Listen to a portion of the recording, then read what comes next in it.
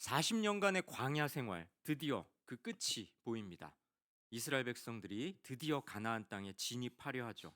그런데요, 최후의 관문이 있었습니다. 바로 요단강이죠. 여호수아 3장 1절 말씀 함께 읽습니다. 또 여호수아가 아침에 일찍이 일어나서 그와 모든 이스라엘 자손들과 더불어 시딤에서 떠나 요단에 이르러 건너가기 전에 거기서 유숙하니라. 이스라엘 백성들은 요단 강가에 집결해서 모든 준비를 갖춥니다. 40년을 기다려온 가나안 정복의 서막을 열게 된 것이죠. 그런데요, 바로 요단강을 건너지 않습니다. 유숙하죠. 왜요? 요단강을 건너기 전에 다시금 하나님의 인도하심을 받기 위해 머무른 겁니다. 여러분, 이런 자세가 우리에게도 요구됩니다. 새로운 일을 시작하기 전에 잠시 머무르면서 하나님의 인도하심을 바라는 거죠. 내친 김에 건너버리는 게 아니라 잠시 멈추는 건 이 일이 하나님의 손에 달렸다는 걸 인정하는 태도입니다. 성도 여러분, 2024년이 하나님의 인도하심에 달렸다는 걸 믿으십니까? 그러시다면 오늘 본문에 귀를 기울이셔야 합니다. 3장 3장 3절 말씀 함께 읽습니다. 백성에게 명령하여 이르되 너희는 레위 사람 제사장들이 너희 하나님 여호와의 언약궤 매는 것을 보거든 너희가 있는 곳을 떠나 그 뒤를 따르라. 3일 동안을 기다리던 이스라엘 백성들에게 드디어 지시가 떨어집니다. 제사장들이 언약궤를 매거든 그 뒤를 따르라는 것이죠. 이건 제사장을 따라가라는 게 아니라 언약궤를 바라보면서 언약궤를 따라가라는 건데요. 왜 이런 명령을 하셨을까요? 언약궤는 하나님의 임재를 상징했습니다. 언약궤가 이스라엘 중에 있다는 건 하나님께서 그들과 동행하신다는 뜻이고요. 언약궤가 앞장서서 간다는 건 하나님께서 그들을 인도하신다는 뜻입니다. 그러니 언약궤의 뒤를 쫓는 건 하나님의 인도하심을 받는 걸 뜻하죠. 하나님께서 임재하셔서 친히 이스라엘을 인도하실 테니 오직 그 뒤만 따르면 된다는 겁니다. 그렇습니다. 하나님은 앞장서서 이스라엘을 인도하십니다.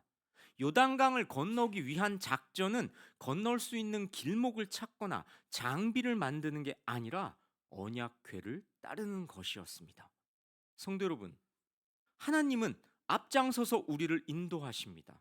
그런데요, 이건 우리가 하나님을 따를 때 성립하는 겁니다. 우리가 하나님보다 앞서지 않고 하나님의 뒤를 따라갈 때, 다시 말해 하나님께 순종할 때 우리는 하나님의 인도하심을 경험할 수 있는 것이죠. 4절 말씀 함께 읽습니다. 너희가 이전에 이 길을 지나보지 못하였음이니라. 이스라엘 백성들이 가야 하는 길은 지나본 적 없는 길, 처음 가는 낯선 길이었습니다. 하나님의 인도가 없으면 가야 할 방향을 알 수 없는 것이죠. 처음 가보는 길은 누구나 약간 버벅댈 수밖에 없고 또 두려울 수밖에 없지 않습니까? 노 목사가 운전은 잘 못하는 것 같은데? 당연하죠. 저는 이 동네에 와본 적이 없었거든요. 여기 부임하기 전엔. 그러니 제가 스타렉스 볼 때 길을 잘 모르더라도 그러려니 하시면 되겠습니다. 처음 가는 길이란 누구에게나 낯설지요. 이스라엘 백성들이 가야 한 길은 지나보지 못한 길이라고 하나님께서 모세를 통하여 말씀하시면서 그러니 너희는 나의 인도를 받아라. 이렇게 말씀하시고 있는 것입니다. 성도 여러분, 우리도 마찬가지입니다. 오늘날 영적 가나안을 향해 한 걸음 한 걸음 나아가고 있는 우리들의 앞길에도 어떤 장애와 난관이 도사리고 있는지 알 수 없습니다. 2024년 올해 어떤 일이 우리 신앙 여정의 장애물로 나타날지 우리는 알 수 없습니다. 그러니 우리 성도들은 하나님의 뒤를 따르는 순종으로 하나님께서 지시해 주시는 방법대로 함으로 오직 하나님을 바라보는 믿음으로 우리 신앙의 여정을 걸어가야 하는 것이죠. 갈 바를 알지 못한 채 오직 하나님의 인도하심을 믿음으로 고향 땅을 떠난 아브라함처럼 우리 또한 하나님의 인도하심을 믿음으로 지나온 삶의 방식으로부터 떠나야 하는 겁니다. 하나님을 가까이 하고 세상과는 거리 두기를 하므로 세상과는 다른 삶의 방식, 하나님을 따르는 길을 선택해야 하는 것이죠. 성도 여러분, 2024년 세상이 제시하는 길이 아니라 하나님이 인도하시는 길을 가시기 바랍니다. 세상을 가까이 하다가 하나님의 길로부터 멀어지는 게 아니라 하나님을 가까이 함으로 하나님이 이끄시는 길을 가시기 바랍니다. 하나님께서 우리보다 앞서 가시며 보호하실 겁니다. 그런데요, 언약궤를 따라가라는 명령 뒤에 또 한 가지 명령이 부과됩니다. 말씀 함께 읽습니다. 여호수아가 또 백성에게 이르되 너희는 자신을 성결하게 하라.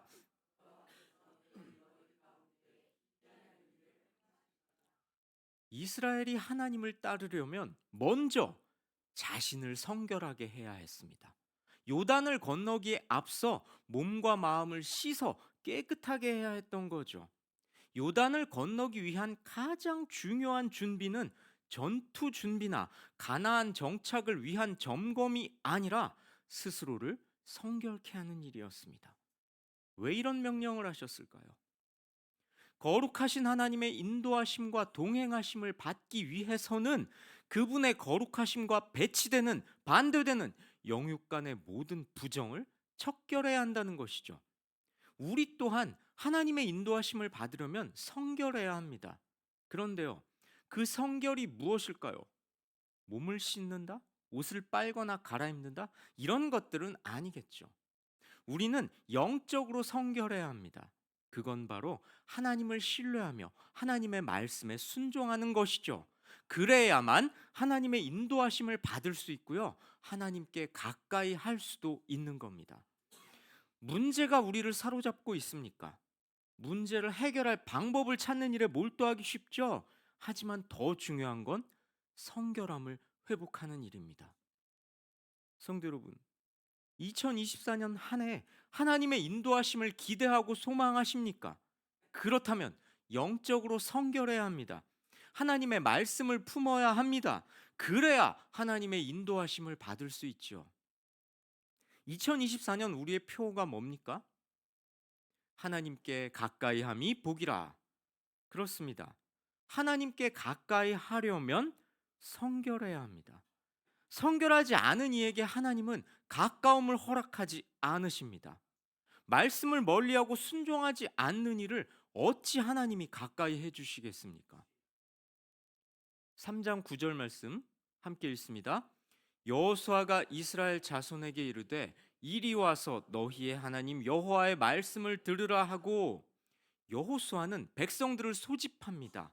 와서 하나님의 말씀을 들으라고 하죠. 요단강을 건너려면 먼저 하나님의 말씀을 들어야 했습니다. 하나님께서 하라고 하시는 대로 건너야지 내 맘대로 건너가겠다고 설쳐서는 안 되었죠. 우리도 마찬가지입니다. 2024년이라는 강을 건너가려면 하나님의 말씀을 들어야 합니다. 가까이 와서 들어야 합니다. 하나님을 가까이 하지 않고 말씀을 들을 수는 없는 법이죠.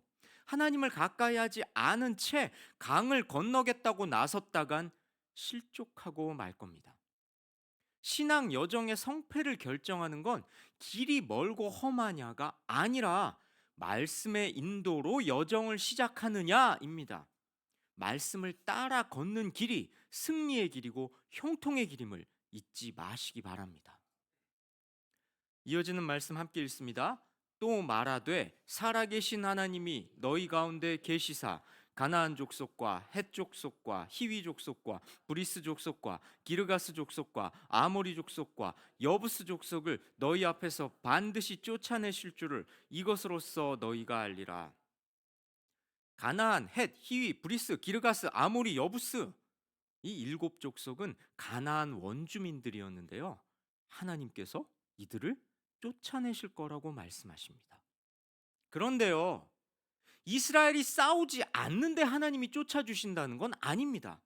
이스라엘은 믿음으로 요단강을 건너서 가나안 땅에 쳐들어가 가나안 원주민들과 싸워야 비로소 하나님께서 도와주시고 승리 주심을 경험할 수 있는 것이죠. 하나님은 약속을 지키실 테니 너희는 너희 할 일을 하라. 이런 말씀인 겁니다. 그러니 이스라엘은 가나안과 싸워야 하나님에 의한, 하나님의 능력에 의한 승리를 거둘 수 있는 겁니다. 성도 여러분, 이건 오늘날 우리에게도 마찬가지입니다.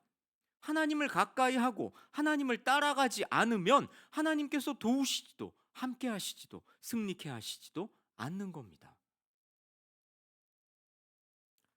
가나안과 같은 세상과 맞서 싸워야만 승리가 있는 겁니다. 승리케 할 싸움이 있고 명분이 있어야죠. 하나님을 따라 싸우지 않는 자를 하나님이 도우실 리가 없는 겁니다. 10절 말씀 잘 살펴보세요. 살아계신 하나님이 너희 가운데에 계시사. 계시다라는 단어는 히브리어로 베키르 베켐이라고 하는데요. 가까이 오다라는 뜻입니다. 하나님이 우리를 가까이 해 주신다는 뜻입니다. 그런데요, 앞에서도 살펴보지 않았습니까? 우리가 하나님을 멀리 한다면 하나님은 가까이 하시지 않을 겁니다.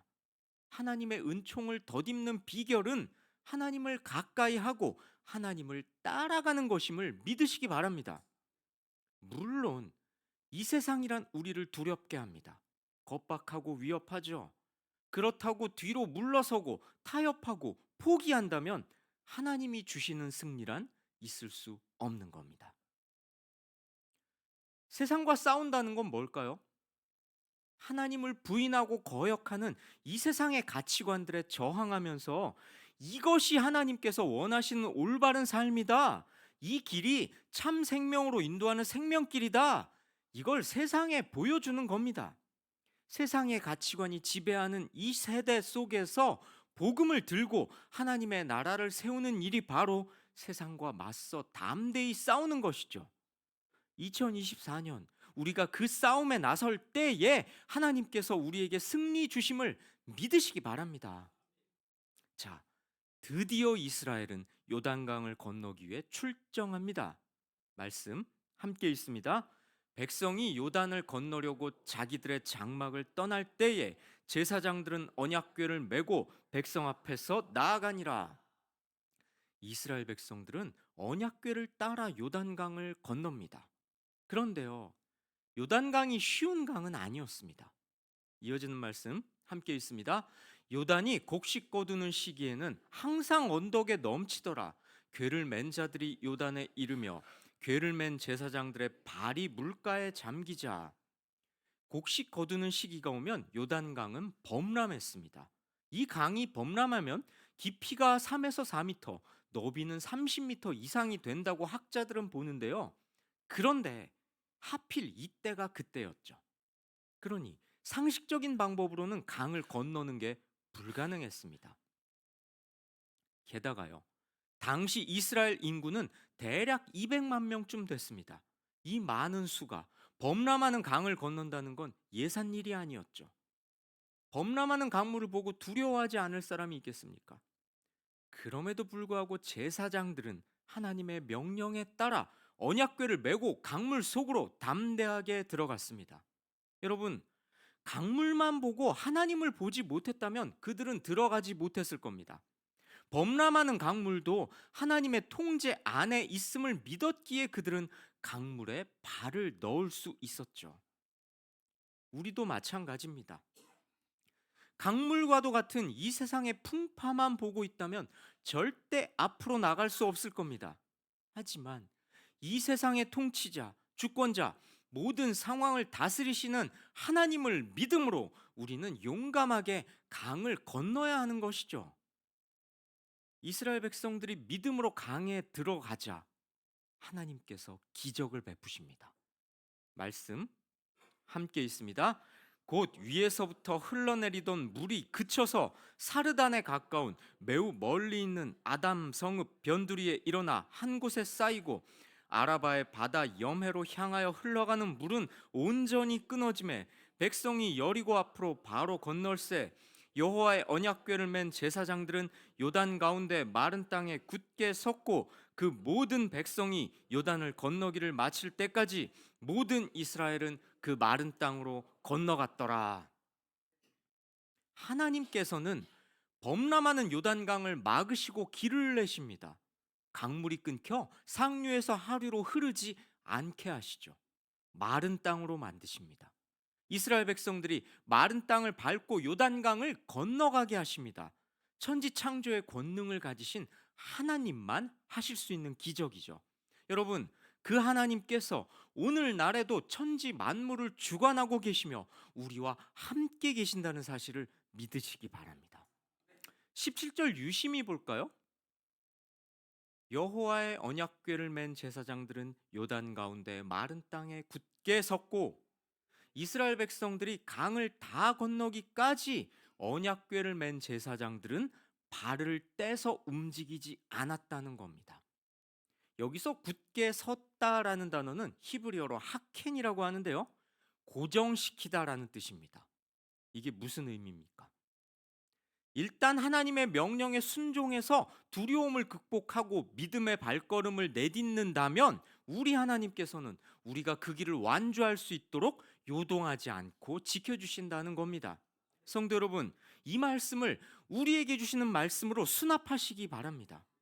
우리가 하나님께 믿음을 보여드린다면 하나님께서도 우리에게 가까이 와 주시고 우리가 신앙의 여정을 완주할 수 있도록 끝까지 보호해 주실 겁니다. 이스라엘 백성들은 하나님의 명령과 약속을 의지하며 담대히 요단강을 건넜습니다. 요단강 물이 언덕에 넘치는 걸 보면서도 두려워하지 않고 하나님의 살아계심과 천지를 주관하심을 확신하며 나아갔습니다. 하나님의 말씀에 대한 전적인 믿음과 순종을 나타낸 것이죠. 그 믿음과 순종이 하나님의 기적과 복을 맛볼 수 있게 해준 겁니다.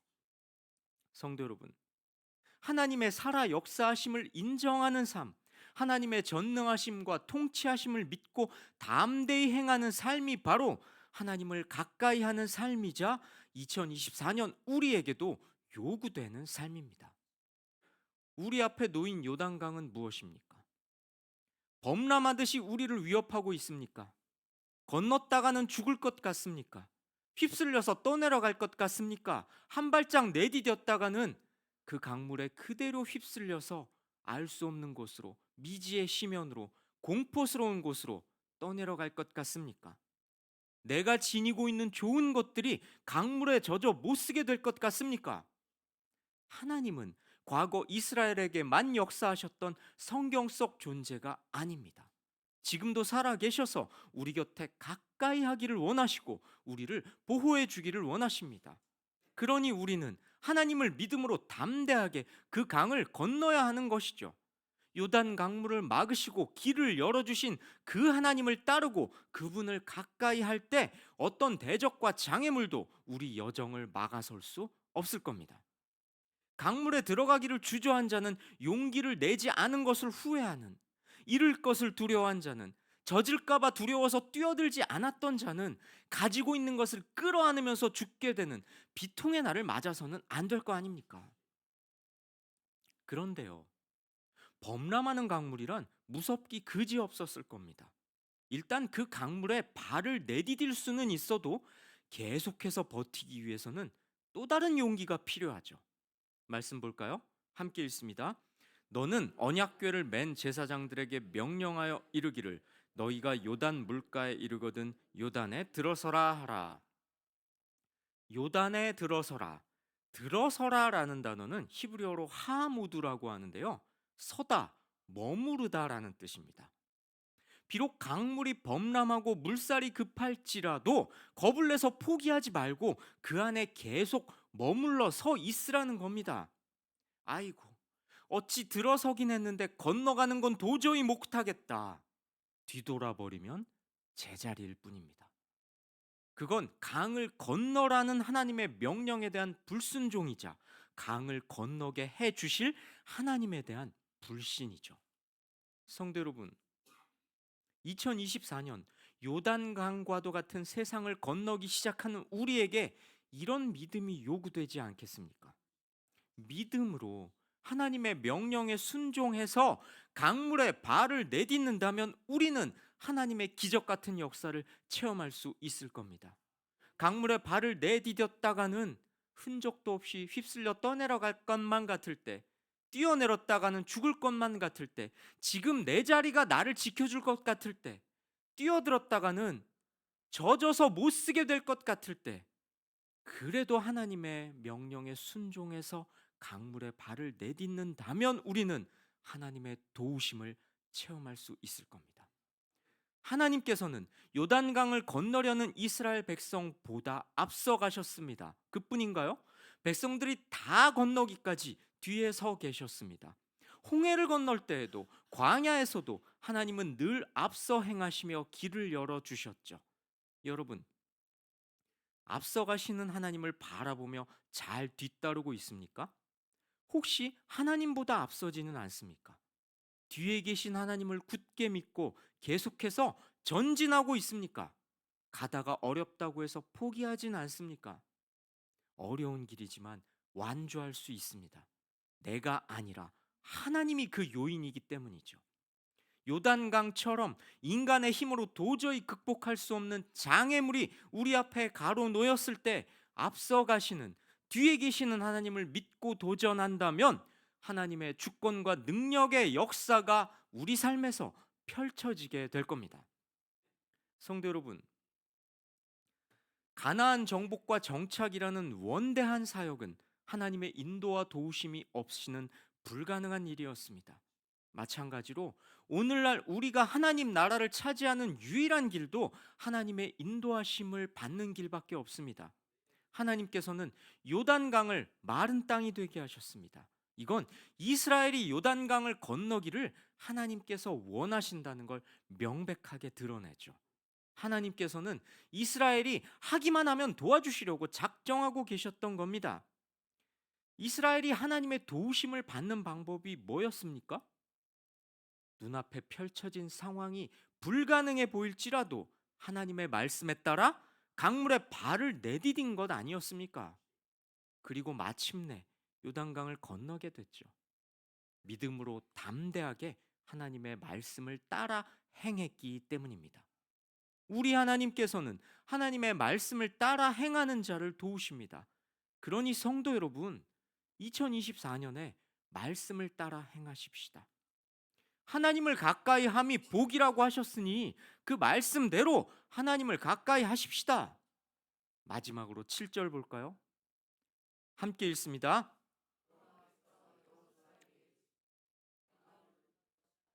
너를 온 이스라엘의 목전에서 크게 하여 내가 모세와 함께 있었던 것 같이 너와 함께 있는 것을 그들이 알게 하리라. 너와 함께 있는 것을 그들이 알게 하리라. 우리가 믿음으로 강을 건너려 한다면 하나님께서 우리와 함께 계시다는 걸 세상이 알게 될 겁니다. 여러분, 이게 바로 전도 아니겠습니까? 우리가 믿음으로 강을 건너질 않는데 세상이 어찌 우리 배후에 계신 하나님을 인정하겠습니까? 우리 하나님께서는 지금도 하나님을 가까이 하며 믿음으로 요단강을 건너려는 자를 찾고 계십니다. 도와주시려고 말이죠.